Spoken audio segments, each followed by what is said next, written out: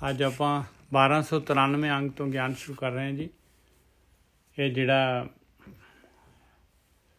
ਆਪਣੇ ਭਗਤ ਰਵਿਦਾਸ ਜੀ ਜਿਹੜੇ ਹੈਗੇ ਉਹਨਾਂ ਦੇ 3 ਸ਼ਬਦ ਹੈਗੇ। ਇੱਕ ਲਿਆ ਸੀਗਾ ਆਪਾਂ ਨੇ, ਔਰ ਉਹ 3 ਸ਼ਬਦਾਂ ਦੇ ਵਿੱਚ ਜਿਹੜਾ ਹੈਗਾ ਲੜੀ ਹੈਗੀ। ਗਿਆਨ ਜਿਹੜਾ ਹੈਗਾ ਉਹ ਗਿਆਨ ਦੇਣਾ ਚਾਹੁੰਦੇ ਆ ਕਿ ਬਈ ਜਾਤ ਪਾਤ ਦੇ ਨਾਲ ਜਿਹੜਾ ਹੈਗਾ ਪਰਮਾਤਮਾ ਦਾ ਸੰਬੰਧ ਨਹੀਂ ਹੈਗਾ ਭਾਈ। ਇਹ ਆਪਾਂ ਨੇ ਇਨਸਾਨਾਂ ਨੇ ਜਿਹੜਾ ਹੈਗਾ ਜਾਤਾਂ ਪਾਤਾਂ ਬਣਾਈਆਂ ਹੋਈਆਂ ਹੈ। ਇਹ ਅਲੱਗ-ਅਲੱਗ ਜਿਹੜੇ ਹੈਗੇ ਸਾਡੇ ਜਿਹੜੇ ਹੈਗੇ, ਕੋਈ ਆਪਣੇ ਬ੍ਰਾਹਮਣ, ਕੋਈ ਛਤਰੀ, ਕੋਈ ਵੈਸ, ਸ਼ੂਦਰ। ਇਹ ਮਾਲਕ ਪਰਮਾਤਮਾ ਨੇ ਇਸ ਤਰ੍ਹਾਂ ਦਾ ਕੋਈ ਇਹ ਕਿਸੇ ਜਾਤ ਵਾਲਿਆਂ ਦਾ ਠੇਕਾ ਨਹੀਂ ਹੈਗਾ। ਮਾਲਕ ਕਿਸੇ ਦੇ ਬਾਪ ਦੀ ਜਾਇਦਾਦ ਨਹੀਂ ਹੈਗਾ। ਉਹਨੂੰ ਕੋਈ ਵੀ ਜਿਹੜਾ ਹੈਗਾ ਭਗਤੀ ਕਰਦਾ ਹੈ। ਜਿਹੜਾ ਭਗਤੀ ਜਿਹਦੇ ਕਰਮ ਚੰਗੇ ਆ ਉਹਦੀ ਜਾਤ ਉੱਚੀ ਹੈ, ਜਿਹਦੇ ਕਰਮ ਮਾੜੇ ਹੈਗੇ ਉਹਦੀ ਜਾਤ ਨੀਵੀਂ ਆ, ਭਾਵੇਂ ਕੋਈ ਵੀ ਹੋਏ।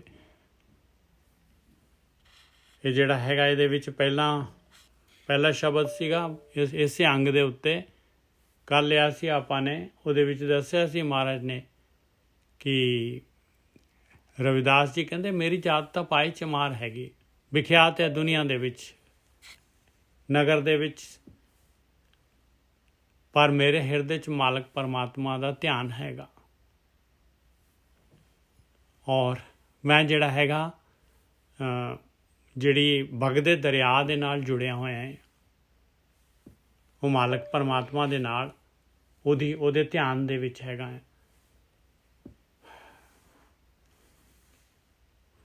ਤੇ ਕਹਿੰਦੇ ਜਿਸ ਤਰ੍ਹਾਂ ਕਹਿੰਦੇ ਆ ਬਈ ਸ਼ਰਾਬ ਦਾ ਐਗਜ਼ਾਮਪਲ ਦਿੱਤਾ ਸੀ ਉਹਨਾਂ ਨੇ ਕਿ ਗੰਗਾ ਦੇ ਪਾਣੀ ਤੋਂ ਵੀ ਸ਼ਰਾਬ ਬਣਾਓ ਤਾਂ ਉਹ ਵੀ ਜਿਹੜੀ ਹੈਗੀ ਆ ਪਵਿੱਤਰ ਨਹੀਂ ਹੁੰਦੀ ਪਾਈ। ਤੇ ਜੇ ਸ਼ਰਾਬ ਨੂੰ ਗੰਗਾ ਦੇ ਪਾਣੀ 'ਚ ਮਿਲਾਓ ਤੇ ਉਹ ਵੀ ਪਵਿੱਤਰ ਹੋ ਜਾਂਦੀ ਆ ਵਗਦੇ ਦਰਿਆ ਦੇ ਵਿੱਚ। ਇਸ ਕਰਕੇ ਜਿਹੜਾ ਵੀ ਚਲਦੀ ਧਾਰਾ ਦੇ ਨਾਲ ਜੁੜੇਗਾ, ਪਰਮਾਤਮਾ ਦੇ ਨਾਲ ਜੁੜੇਗਾ, ਉਹ ਜਿਹੜਾ ਹੈਗਾ ਪਵਿੱਤਰ ਹੋ ਜਾਏਗਾ। ਔਰ ਜਿਹੜਾ ਹੈਗਾ ਖੜ ਜਾਏਗਾ, ਜਿਹੜਾ ਆਪਣੇ ਮਨ ਦੇ ਨਾਲ ਜਿਹੜਾ ਹੈਗਾ ਆਪਣੀ ਹਉਮੈ ਦੇ ਨਾਲ ਜਿਹੜਾ ਹੈਗਾ ਆਪਣਾ ਜਿਹੜਾ ਹੈਗਾ ਗਿਆਨ ਜਿਹੜਾ ਹੈਗਾ ਉਹਦੇ ਨਾਲ ਹੀ ਜਿਹੜਾ ਹੈਗਾ ਖੜ ਜਾਏਗਾ ਤੇ ਉਹ ਕੱਢ ਜਾਏਗਾ ਭਾਈ। ਇਸ ਕਰਕੇ ਹੁਣ ਇਸ ਤੋਂ ਅੱਗੇ ਐਗਜ਼ਾਮਪਲ ਦੇ ਰਿਹਾ।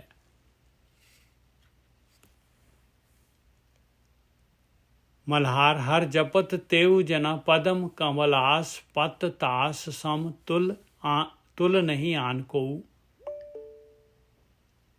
ਹਰ ਜਪਤ ਤੇਉ ਜਨਾ ਪਦਮ ਕਮਲਾਸ ਪਤ ਤਾਸ ਸਮ।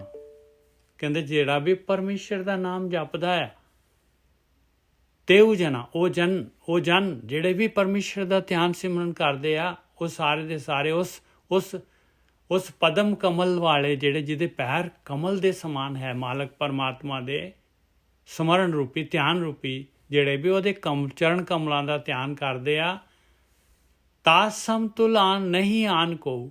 ਉਹਦੇ ਬਰੋਬਰ ਹੋਰ ਕੋਈ ਨਹੀਂ ਹੈਗਾ ਭਾਈ। ਉਹਨਾਂ ਦੇ ਬਰੋਬਰ ਦਾ ਹੋਰ ਕੋਈ ਨਹੀਂ ਹੈਗਾ। ਹਰ ਜਪਤ ਤੇਉ ਜਨਾ ਪਦਮ ਕਮਲਾਸ ਪਤ ਤਾਸ ਸਮ ਤੁਲ ਨਹੀਂ ਆਨ ਕੋ। ਉਹਦੇ ਬਰੋਬਰ ਹੋਰ ਕੋਈ ਨਹੀਂ ਹੈਗਾ ਭਾਈ। ਉਹ ਮਾਲਕ ਪਰਮਾਤਮਾ ਜਿਹੜਾ ਹੈਗਾ ਜਿਹਦੇ ਉਹਦਾ ਧਿਆਨ ਧਰਦੇ ਆ, ਉਹ ਵੀ ਉਹਦੇ ਵਰਗੇ ਹੋ ਜਾਂਦੇ ਆ। ਔਰ ਮਾਲਕ ਵਰਗਾ ਕੋਈ ਨਹੀਂ ਹੈਗਾ। ਏਕ ਹੀ ਏਕ ਅਨੇਕ ਹੋਏ ਬਿਸਥਰਿਓ। ਉਹ ਮਾਲਕ ਪਰਮਾਤਮਾ ਕੱਲਮ ਕੱਲਾ ਅਨੇਕ ਇੱਕੋ ਹੀ ਹੈਗਾ, ਔਰ ਅਨੇਕਤਾ ਦੇ ਵਿੱਚ ਵੀ ਉਹਨੇ ਆਪਣਾ ਵਿਸਥਾਰ ਕੀਤਾ ਹੋਇਆ। ਏਕ ਹੀ ਏਕ ਅਨੇਕ ਹੋਏ ਬਿਸਥਰਿਓ ਆਨ ਰਿਆਨ ਭਰਪੂਰ ਸੋਊ ਰਹਾਓ। ਸਾਰਾ ਜੋ ਕੁਛ ਵੀ ਦਿਖ ਰਿਹਾ, ਜਿੱਥੇ ਜੋ ਕੁਛ ਵੀ ਦਿਖ ਰਿਹਾ, ਸਾਰੇ ਦੇ ਵਿੱਚ ਉਹੀ ਮਾਲਕ ਪਰਮਾਤਮਾ ਭਰਪੂਰ ਹੈਗਾ। ਰਹਾਓ। ਹੁਣ ਕਹਿੰਦੇ ਜਿਹੜਾ ਵੀ ਮਾਲਕ ਦੀ ਭਗਤੀ ਕਰਦਾ ਹੈ ਉਹ ਮਾਲਕ ਵਰਗਾ ਹੀ ਹੋ ਜਾਂਦਾ ਹੈ। ਉਹਦੇ ਗੁਣ ਆ ਜਾਂਦੇ ਉਹਦੇ ਅੰਦਰ। ਹੁਣ ਐਗਜ਼ਾਮਪਲ ਦੇ ਰਹੇ ਆ। ਰਹਾਓ। ਪਹਿਲਾ ਐਗਜ਼ਾਮਪਲ, ਜਾ ਕੇ ਭਾਗਵਤ ਲੇਖੀਏ अवर नहीं पेखिए तास की जात आछोप छिपा। कहते देख लो भाई रविदास जी दस रहे, रविदास जी की बाणी है, नामदेव जी का एग्जाम्पल लै रहे। कहते देखो नामदेव लोकी उन्होंने कहते हैं ये छूदर हैगा, अशोप छिपा। कहते छू जाएगा तो अपवित्र हो जाता है। ਉਹਦੀ जात तास की जात अशोप छिपा, पर जाके भागवत लेखी है। उन्हें की लिखता, उन्हें भागवत लिख दी नामदेव जी ने उन्हें ब्रह्म ज्ञान लिख दिता। कहते वो ब्रह्म ज्ञान लोकी जिहड़े हैगे ब्रह्म ज्ञान देखते हैं, ਉਹਦੀ जात नहीं देखते। जाके भागवत लेखिए अवर नहीं पेखिए, होर नहीं देखते कुछ। ਉਹਦੀ जात की है, दास की जात अशोप छिपा। ਉਹਦੀ जात अछूत ਜਿਹੜੀ ਹੈਗੀ ਆ, अछूत ਜਿਹੜੀ ਹੈਗੀ ਛਿੰਬਾ ਵਾਲੀ जात ਸੀਗੀ ਉਹਨਾਂ ਦੀ, ਛਿੰਬੇ ਸੀਗੇ। उन्होंने ऐसी भागवत लिख दी, ऐसा ब्रह्म ज्ञान लिख दिता कि लोकी वो ब्रह्म ज्ञान देखते हैं।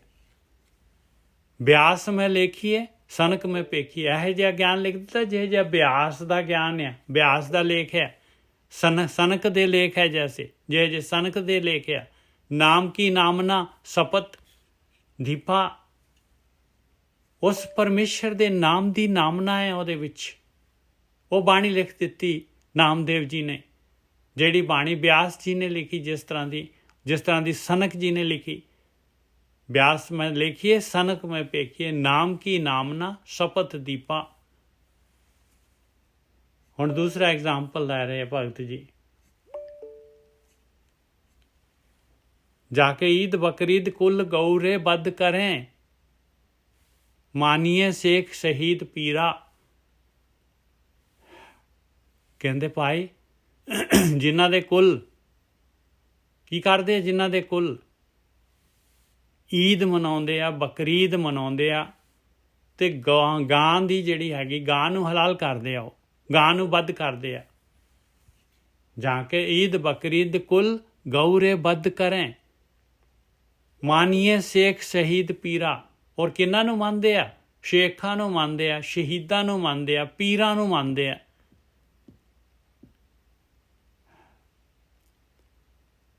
जाके बाप वैसी करी पूत ऐसी सरी।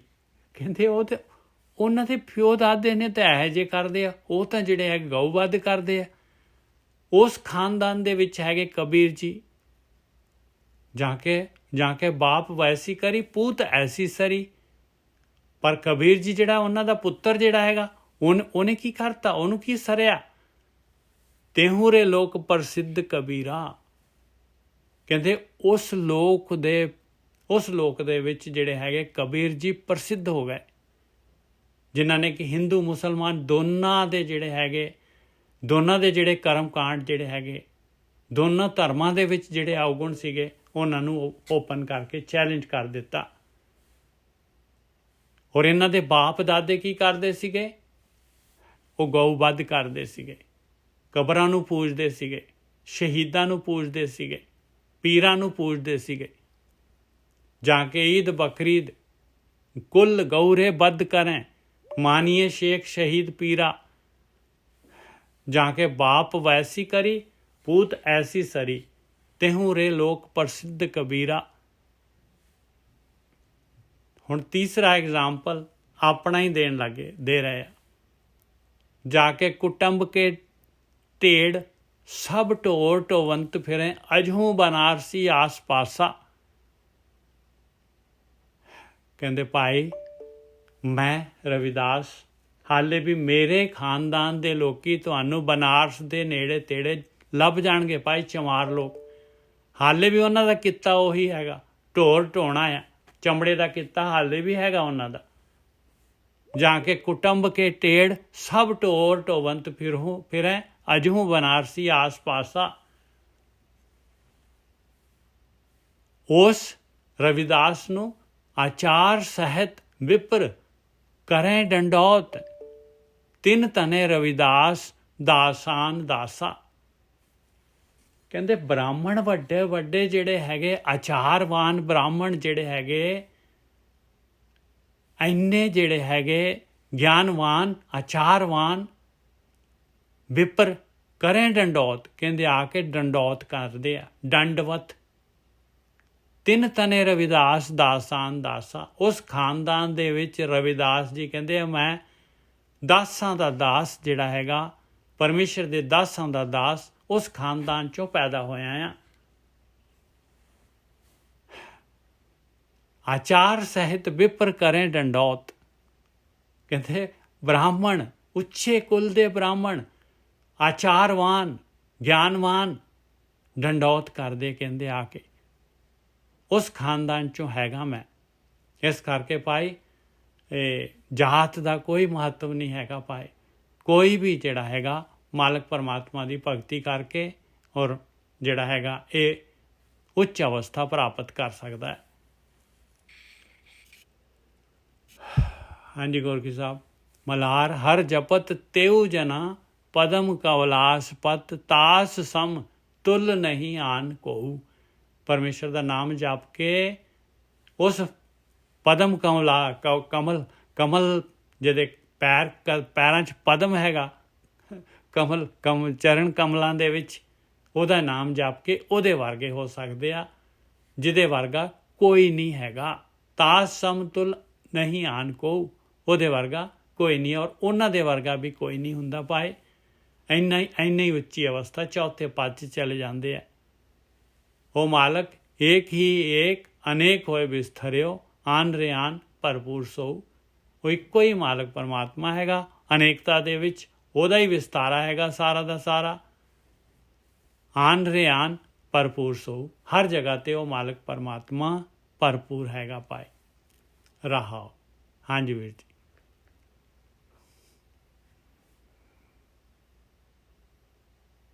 ਹਾਂਜੀ ਠੀਕ ਹੈ ਜੀ। ਉਹ ਕਹਿੰਦੇ ਆ ਕਿ ਪ੍ਰਮਾਤਮਾ ਦੀ ਜਿਹੜਾ ਭਗਤੀ ਕਰਦਾ ਹੈ ਨਾ, ਹਾਂ, ਉਹਨਾਂ ਦਾ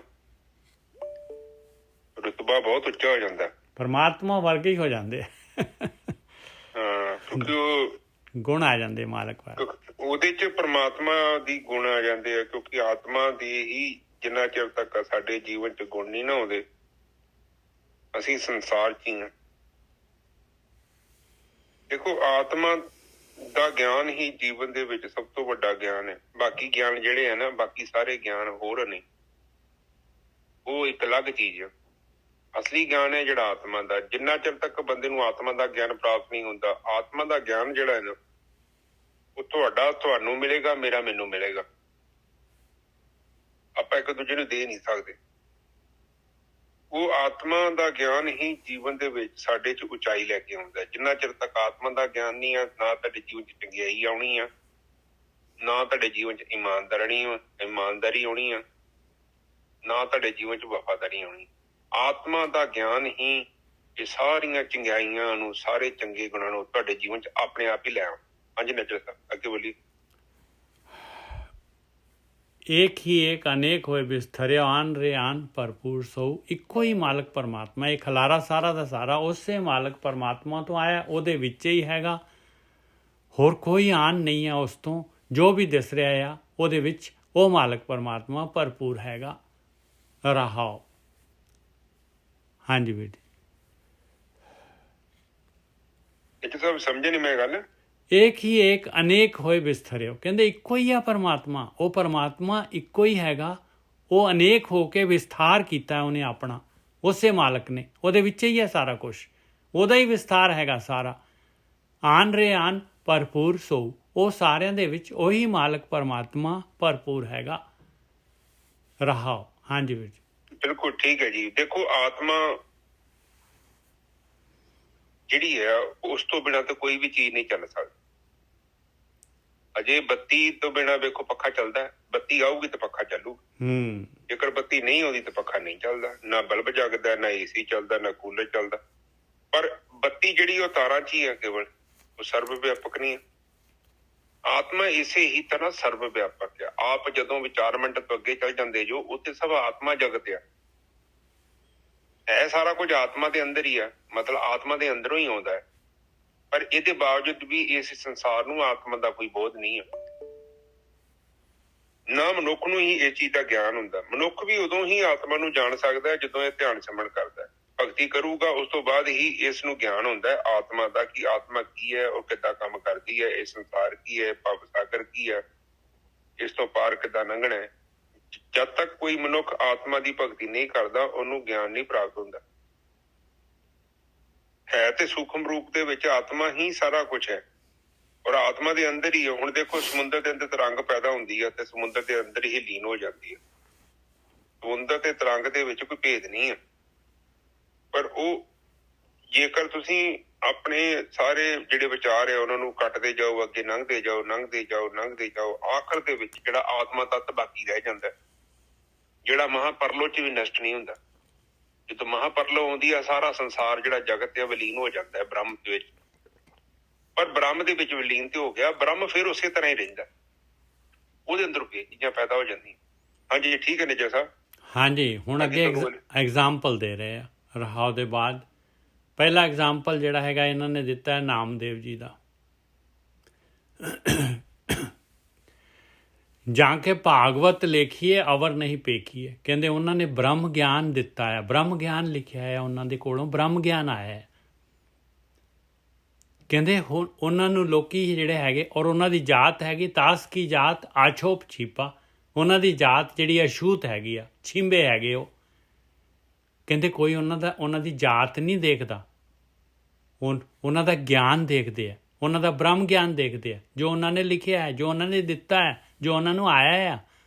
ਜਾਂ ਕਿ ਭਾਗਵਤ ਲੇਖੀਏ ਅਵਰ ਨਹੀਂ ਪੇਖੀਏ, ਤਾਸ ਕੀ ਜਾਤ ਆਸ਼ੋਪ ਛੀਪਾ। ਕਿਹੋ ਜਿਹਾ ਗਿਆਨ ਦਿੱਤਾ ਉਹਨਾਂ ਨੇ? ਬਿਆਸ ਮੈਂ ਲੇਖੀਏ। ਕਹਿੰਦੇ ਬਿਆਸ ਦਾ ਗਿਆਨ ਪੜ੍ਹ ਲਓ, ਉਹੋ ਜਿਹਾ ਗਿਆਨ ਇਹਨਾਂ ਨੇ ਬ੍ਰਹਮ ਗਿਆਨ ਦਿੱਤਾ ਹੈ। ਸਨਕ ਮੈਂ ਪੇਖੀਏ। ਸਨਕ ਜਿਹੜੇ ਹੈਗੇ, ਬ੍ਰਹਮਾ ਭਟਕ ਗਿਆ ਸੀ, ਬ੍ਰਹਮਾ ਦੇ ਪੁੱਤਰਾਂ ਨੇ ਜਿਹੜਾ ਗਿਆਨ ਆਇਆ, ਕਹਿੰਦੇ ਉਹ ਗਿਆਨ ਦੇਖ ਲਓ। ਨਾਮ ਕੀ ਨਾਮ ਨਾ ਸਪਤ ਦੀਪਾ। ਕਹਿੰਦੇ ਕਾਹਦਾ ਗਿਆਨ ਆਇਆ, ਕੀ ਗਿਆਨ ਦਿੱਤਾ ਹੈ ਨਾਮਦੇਵ ਜੀ ਨੇ? ਕਹਿੰਦੇ ਪਰਮੇਸ਼ਰ ਦੇ ਨਾਮ ਦੀ ਵਡਿਆਈ ਦੱਸੀ ਆ, ਬਈ ਸਭ ਤੋਂ ਜਿਹੜਾ ਹੈ ਮਾਲਕ ਪਰਮਾਤਮਾ ਨੂੰ ਪਾਉਣਾ ਹੈ ਤੇ ਉਹਦੇ ਨਾਮ ਦੇ ਨਾਲ ਪਾਇਆ ਜਾ ਸਕਦਾ ਹੈ। ਸਪਤ ਦੀਪਾ, ਉਹ ਮਾਲਕ ਪਰਮਾਤਮਾ ਸਪਤਦੀਪ ਕਹਿੰਦੇ ਹਰ ਜਗ੍ਹਾ ਤੇ, ਸੱਤੋਂ ਅਸਮਾਨ ਦੇ ਵਿੱਚ ਉਹ ਮਾਲਕ ਪਰਮਾਤਮਾ ਜਿਹੜਾ ਹੈਗਾ ਸ੍ਰਿਸ਼ਟੀ ਦੇ ਵਿੱਚ ਰਵਿਆ ਹੋਇਆ ਆ। ਔਰ ਉਹਦੀ ਵਡਿਆਈ ਜਿਹੜੀ ਹੈਗੀ, ਉਹਦੇ ਨਾਮ ਦੀ ਵਡਿਆਈ ਹੈ ਭਾਈ।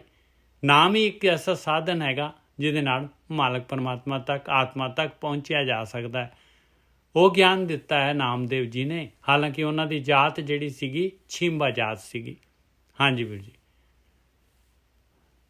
ਹੁਣ ਇੱਥੇ ਦੇਖੋ ਸਾਧ ਸੰਗਤ ਜੀ, ਉਹ ਕਹਿ ਰਹੇ ਨੇ ਕਿ ਭਾਵੇਂ ਕਿਸੇ ਦੀ ਜਾਤ ਕੋਈ ਵੀ ਹੈ, ਜਾਤ ਪਾਤ ਔਰ ਮਜ਼ਹਬ ਦਾ ਵੀ ਕੋਈ ਫਰਕ ਨਹੀਂ ਹੈਗਾ।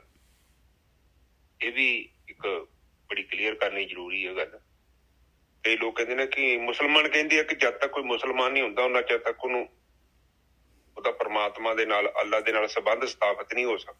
ਕ੍ਰਿਸਚਨ ਇਹ ਕਹਿੰਦੇ ਨੇ ਕਿ ਜਦ ਤੱਕ ਕੋਈ ਮਨੁੱਖ ਕ੍ਰਿਸਚਨ ਨਹੀਂ ਹੋ ਜਾਂਦਾ ਉਹਨਾਂ ਚਿਰ ਤੱਕ ਉਹਦਾ ਗੋਡ ਦੇ ਨਾਲ ਕਨੈਕਸ਼ਨ ਨਹੀਂ ਜੁੜਨਾ। ਹਿੰਦੂ ਕਹਿੰਦੇ ਜਦ ਤੱਕ ਹਿੰਦੂ ਨਹੀਂ ਆ, ਸਿੱਖ ਕਹਿੰਦੇ ਸਿੱਖ ਨਹੀਂ, ਹੋਰ ਵੀ ਕਈ ਧਰਮ ਹੈ, ਜੈਨੀ ਆ, ਬੁੱਧੀ ਆ, ਇਹ ਵੀ ਜਾਤ ਪਾਤ ਚ ਹੀ ਆ ਜਾਂਦੇ। ਪਰਮਾਤਮਾ ਨੂੰ ਕਿਸੇ ਮਜ਼ਹਬ ਨਾਲ ਆਪਾਂ ਜੇ ਮੈਂ ਸੋਚਾਂ ਤੇ ਵਿਸਾਰਥ ਰੂਪ ਚ ਵੀ ਹਿੰਦੂ, ਮੁਸਲਿਮ, ਸਿੱਖ, ਈਸਾਈ ਇਹ ਮਜ਼ਹਬ ਨੇ। ਮਜ਼ਹਬ ਕੋਈ ਇਨਸਾਨ ਦਾ ਨਹੀਂ ਹੁੰਦਾ। ਇਨਸਾਨ ਜਦੋਂ ਸੰਸਾਰ ਤੇ ਆ ਜਾਂਦਾ ਉਸ ਤੋਂ ਬਾਅਦ ਉਹਨੂੰ ਮਜ਼ਹਬ ਮਿਲਦਾ।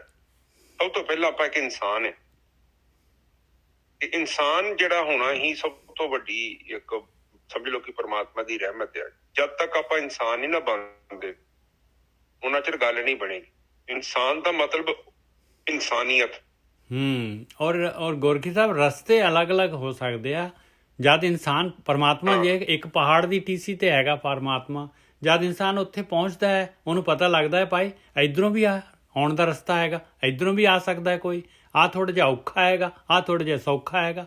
ਸਾਰੇ ਜਿਹੜੇ ਰਸਤੇ ਹੈਗੇ ਪਹੁੰਚਣਾ ਇੱਕੋ ਜਗ੍ਹਾ ਦੇ ਉੱਤੇ ਹੈਗਾ। ਹਾਂਜੀ ਵੀਰ ਜੀ।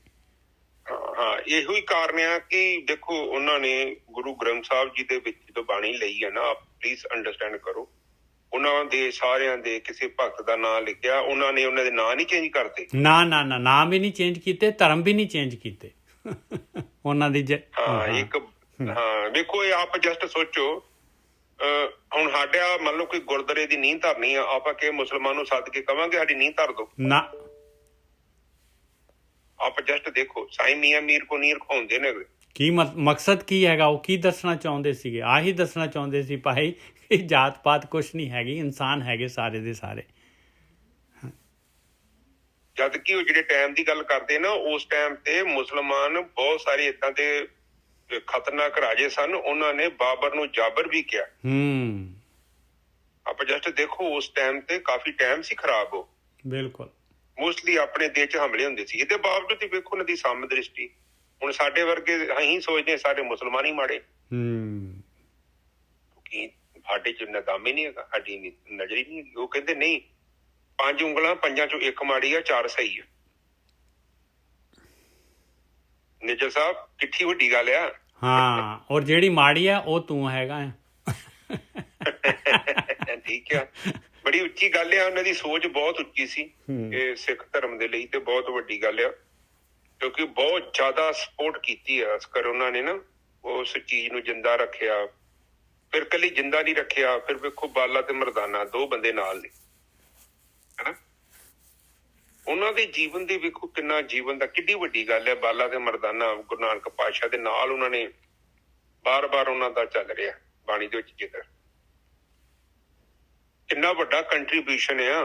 ਗੁਰੂ ਨਾਨਕ ਪਾਤਸ਼ਾਹ ਇਕੱਲਾ ਜਗਰ ਜਾਂਦਾ ਹੈ ਤੇ ਬੜੀ ਮੁਸ਼ਕਲ ਹੁੰਦੀ ਸੀ, ਨਾਲ 2 ਬੰਦੇ ਹਮੇਸ਼ਾ। ਨਿੱਜਰ ਸਾਹਿਬ ਕਿੱਡੀ ਵੱਡੀ ਗੱਲ ਹੈ। ਜੇ ਉਹ ਗੁਰੂ ਨਾਨਕ ਪਾਤਸ਼ਾਹ ਦੇ ਨਾਲ ਚੱਲ ਰਹੇ ਨੇ ਤੇ ਇਹਦਾ ਮਤਲਬ ਕਿ ਉਹ ਕਿੰਨੀ ਜ਼ਬਰਦਸਤ ਉਹਨਾਂ ਦੀ ਟੀਮ ਹੈ, 3 ਬੰਦਿਆਂ ਦੀ ਟੀਮ। ਔਰ ਕਿੰਨਾ ਜ਼ਿਆਦਾ ਕੰਮ ਕੀਤਾ ਗੁਰੂ ਨਾਨਕ ਪਾਤਸ਼ਾਹ ਨੇ। ਅੱਜ ਜੋ ਵੀ ਅੱਜ ਸਿੱਖ ਧਰਮ ਦੇ ਵਿੱਚ ਆਪਾਂ ਨੂੰ ਪ੍ਰਾਪਤ ਹੋਇਆ ਨਾ, ਜੋ ਆਪਾਂ ਗੱਲਾਂ ਬਾਤਾਂ ਕਰ ਰਹੇ ਨੇ, ਆਪਾਂ ਵੀ ਬੈਠੇ ਹਾਂ, ਇਹ ਸਭ ਉਹਨਾਂ ਮਨੁੱਖਾਂ ਦੀ ਦੇਣ ਆ। ਗੁਰੂ ਨਾਨਕ ਪਾਤਸ਼ਾਹ, ਬਾਲਾ ਤੇ ਮਰਦਾਨੇ ਦੀ ਸ਼ੁਰੂਆਤ ਉਹਨਾਂ ਹੀ ਕੀਤੀ ਸੀ। ਉਸ ਤੋਂ ਬਾਅਦ ਤੇ ਫਿਰ ਨਦੀ ਚੱਲ ਪਈ। ਆਖਰ ਤੇ ਜਿਹੜਾ ਫਾਈਨਲ ਜਾਮਾ ਸੀ ਉਹ ਗੁਰੂ ਗੋਬਿੰਦ ਸਿੰਘ ਜੀ ਨੇ ਪਹਿਨਾਇਆ ਸੀ। ਜਦੋਂ ਵੇਖ ਲਿਆ ਕਿ ਹੁਣ ਆਪਾਂ ਕਾਫੀ ਸਟੇਬਲ ਹੋ ਗਏ ਹਾਂ ਤੇ ਹੁਣ ਇਸ ਟਾਈਮ ਸਾਨੂੰ ਇੱਕ ਫਾਰਮ ਦੇ ਵਿੱਚ ਆ ਜਾਣਾ ਚਾਹੀਦਾ, ਇੱਕ ਮਜ਼ਹਬ ਦੇ ਤੌਰ ਤੇ ਸਾਨੂੰ ਵਿਚਰਨਾ ਚਾਹੀਦਾ, ਆਪਣੀ ਵੱਖਰੀ ਹੋਂਦ ਬਣਾਉਣੀ ਚਾਹੀਦੀ ਆ। ਫਿਰ ਗੁਰੂ ਗੋਬਿੰਦ ਸਿੰਘ ਨੇ ਉਹ ਖੰਡੇ ਤੇ ਬਾਟੇ ਦੀਆਂ ਅੰਮ੍ਰਿਤ ਦੀ ਚਲਾਈ, ਤਾਂ ਜੋ ਸਾਡਾ ਇੱਕ ਵਜੂਦ ਬਣਿਆ ਰਵੇ। ਤੇ ਬਾਕੀ ਸ਼ੁਰੂਆਤ ਕਿੱਥੋਂ ਹੋਈ ਆ? ਵੇਖੋ ਸ਼ੁਰੂਆਤ ਕਿੱਥੋਂ ਗੁਰੂ ਨਾਨਕ ਪਾਤਸ਼ਾਹ ਤੋਂ ਹੋਈ। ਅੱਜ ਵੀ ਇੰਡੀਆ ਦੇ ਵਿੱਚ ਗੁਰੂ ਨਾਨਕ ਜਯੰਤੀ ਮਨਾਉਂਦੇ ਨੇ ਲੋਕ, ਸਾਰੇ ਇੰਡੀਆ ਦੇ ਵਿੱਚ ਹੁੰਦੀ ਆ। ਕਾਫੀ ਮਾਣ ਤੇ ਸਨਮਾਨ ਵਾਲੀ ਗੱਲ ਹੈ। ਠੀਕ ਹੈ ਨਾ ਜੋ ਸਾਹਿਬ? ਹਾਂਜੀ ਵੀਰ ਜੀ। ਹਾਂ, ਤੇ ਅੱਗੇ ਚੱਲੀਏ। ਹੁਣ ਅੱਗੇ ਕਬੀਰ ਜੀ ਦੀ ਗੱਲ ਕਰ ਰਹੇ ਆ। ਕਹਿੰਦੇ ਕਬੀਰ ਜੀ ਦੀ ਜਾਤ ਦੇਖ ਲਓ ਕਿੱਥੋਂ। ਕਬੀਰ ਜੀ ਦੇ ਬਾਪ ਦਾਦੇ ਕੀ ਕਰਦੇ ਸੀਗੇ? ਜਾ ਕੇ ਈਦ ਬਕਰੀਦ ਕੁੱਲ ਗਊਰੇ ਵੱਧ ਕਰੇ। ਕਹਿੰਦੇ ਉਹਨਾਂ ਦਾ ਕੁੱਲ ਕੀ ਕਰਦਾ ਸੀਗਾ? ਕਹਿੰਦੇ ਈਦ ਤੇ ਬਕਰੀਦ ਦੇ ਉੱਤੇ ਜਿਹੜਾ ਹੈਗਾ ਗਊਆਂ ਦੀ ਹੱਤਿਆ ਕਰਦੇ ਸੀ, ਗਊ ਵੱਧ ਕਰਦੇ ਸੀਗੇ।